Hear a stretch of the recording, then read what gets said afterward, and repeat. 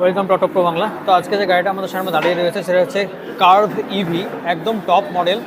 তো সামনে থেকে দেখতে অসাধারণ সুন্দর লাগছে এবং লুকটা একটা হাইফাই লুক। এরকম একটা গাড়ি যে টাটা প্রেজেন্ট করবে এটা একবার দিয়ে দিই আপনাদেরকে যে কেমন লুক রয়েছে গাড়িটাতে।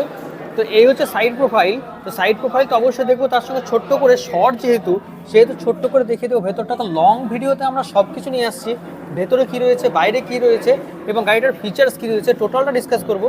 তো এই হচ্ছে শর্ট ভিডিওর একদম লুক, বুট স্পেস টোটালটা আমি দেখিয়ে দিচ্ছি।